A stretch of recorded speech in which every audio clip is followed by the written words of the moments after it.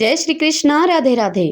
माघ मास महात्म्य अध्याय 27 की कथा सुनेंगे। आज की कथा में हम राक्षस देहधारी वसु नामक ब्राह्मण की कथा सुनेंगे। सर्वप्रथम भगवान का सुमरण करेंगे। सब बोलिए विष्णु भगवान की जय।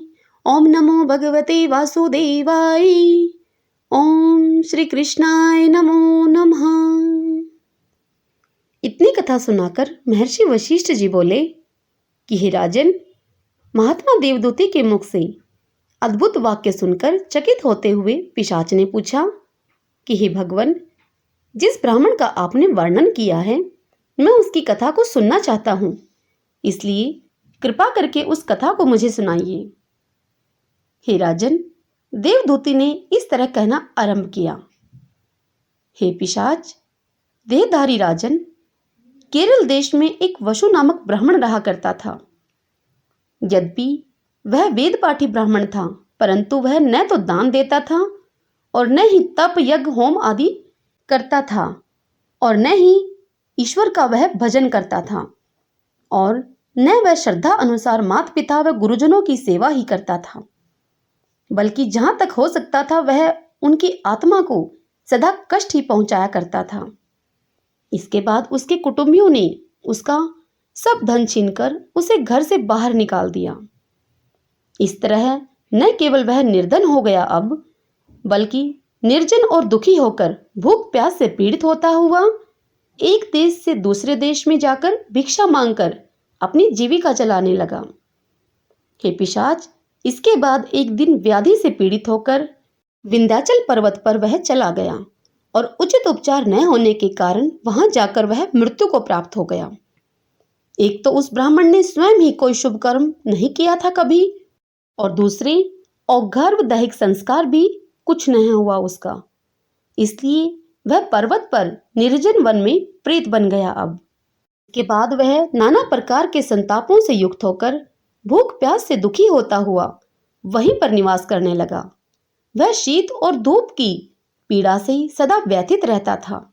न तो उसके पास कोई वस्त्र था और न ही उसके पैरों में जूते ही थे, इसलिए वह हमेशा लंबी लंबी सांसें लेकर हाय हाय करता हुआ दिन रात घूमता रहता था, और स्वप्न में भी उसे कहीं पर चैन नहीं मिलता था।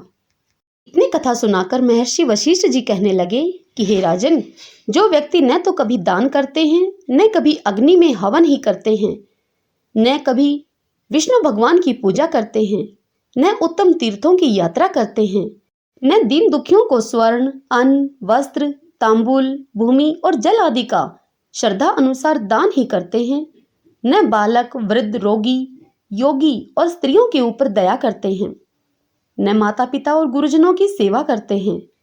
इसी प्रकार जो दूसरों का धन हर लेते हैं, वह छल बल से दूसरों को ठगते हैं, प्राय स्त्रियों से रमण करते हैं, पाखंडी, मायावी, चोर और अग्निवृत्ति वाले होते हैं, प्राणियों पर दया नहीं करते हुए हिंसा में सदैव रत रहते हैं, जो असत्य बोलने वाले, झूठी गवाही देने वाले, आग लगाने वाले, विष देने वाले और माता पिता, पुत्र वधू, संतान तथा अपनी पत्नी का त्याग करने वाले हैं, लोभी, नास्तिक, धर्म निंदक, दूसरों को अपवाद करने वाले, लड़ाई में स्वामी को छोड़कर प्राणों का मोह करते हुए रण से भाग जाने वाले, तीर्थ और क्षेत्रों में दान लेने वाले, गुरुओं का वध करने वाले, शरणागत आए हुए की भरसक रक्षा न करने वाले और घर पर आए हुए अतिथि को दुत्कारने वाले तथा किसी का भी धन आदि लेकर नाटने वाले, ये सब लोग प्रेत, कीट, पिशाच, पतंगा और अन्य नीच योनियों में बार बार जन्म धारण करते हुए इस लोक में तथा परलोक में स्वप्न में भी सुख को कभी प्राप्त नहीं हुआ करते हैं। इसलिए सुख और स्वर्ग की इच्छा रखने वाले मनुष्यों को चाहिए कि वह उपरोक्त निषिद्ध कर्मों का सर्वथा त्याग करते हुए यज्ञ, दान, तप, तीर्थ यात्रा, हरि कीर्तन और देवता तथा गुरुजनों की सेवा में रत रहा करें, क्योंकि शुभ और अशुभ किए हुए कर्मों का फल करोड़ों योनियों में जन्म लेकर भी भोगना ही पड़ता है। इसलिए ब्राह्मण, क्षत्रिय, वैश्य और शूद्र, इन चारों जातियों को निरंतर धर्म के कार्य में लगे रहकर अशुभ कार्यों का सर्वथा परित्याग कर देना चाहिए। इसी में सबका भला है।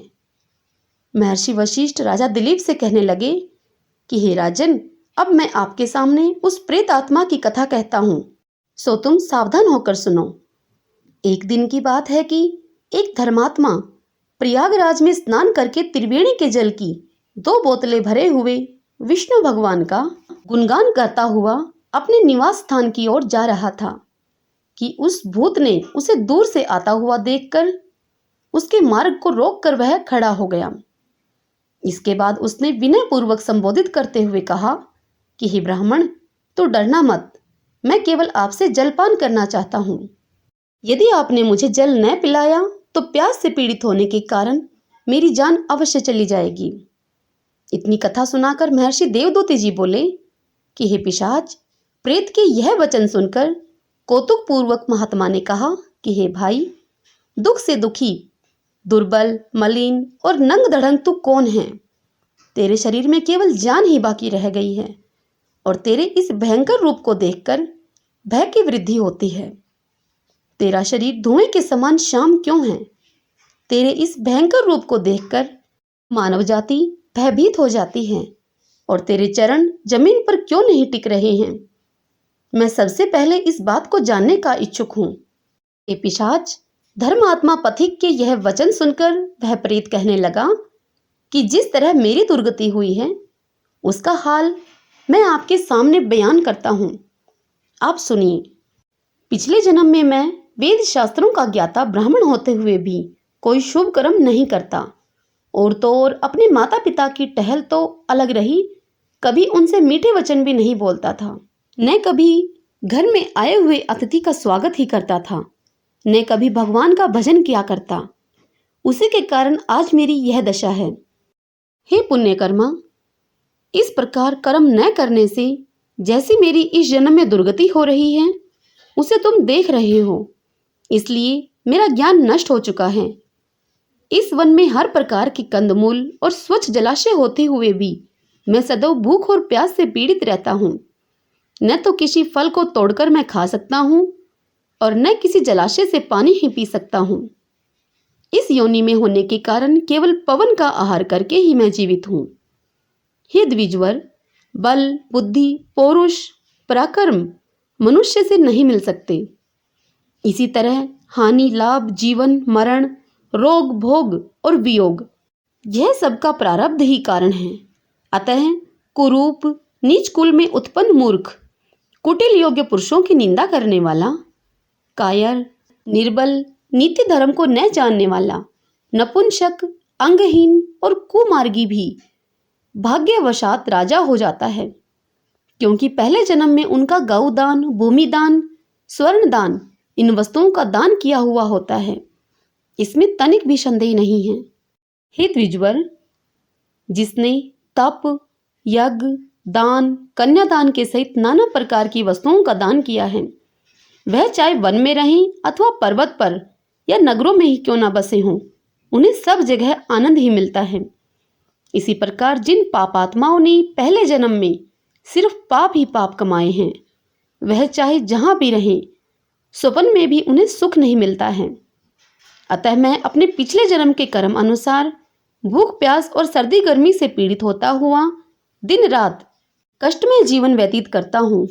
चूंकि तुम परमेश्वर का भजन भाव करने वाले और अपने माता पिता की सेवा करने वाले तथा शुभ कर्मा हो, इसलिए तुमको मेरे जैसे पापी, दुरात्मा, जीव, राक्षस, भूत प्रेत, पिशाच, यज्ञ, गंधर्व, बैताल, कुष्मांड और दुष्ट ग्रहों से कदापि नहीं डरना चाहिए, क्योंकि जगदीश्वर के नाम का जप तप करने वाले पवित्र और सदाचारी की ग्रह, नक्षत्र और देवता हमेशा रक्षा करते हैं।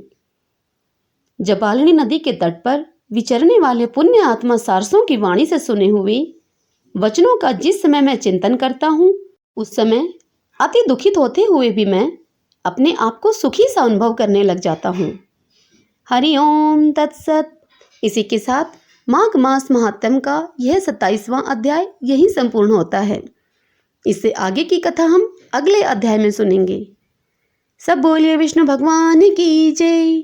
ओम नमो भगवते वासुदेवाय। ओम श्री कृष्णाय नमो नमः। भक्तजनों, यदि आपको मेरे द्वारा सुनाई गई यह माघ मास महात्म्य की कथाएं पसंद आ रही हैं तो वीडियो को लाइक आप अवश्य किया करें। और यदि आप मुझे पहली बार सुन रहे हैं, मेरे इस चैनल श्री कृष्ण दीवानी पर पहली बार आए हैं, तो इस चैनल को सब्सक्राइब कर लीजिएगा, बेल आइकन वाला बटन भी प्रेस कर लीजिएगा ताकि आपको मेरे आने वाले वीडियोस की नोटिफिकेशन सबसे पहले मिल सके। जय श्री कृष्णा, राधे राधे।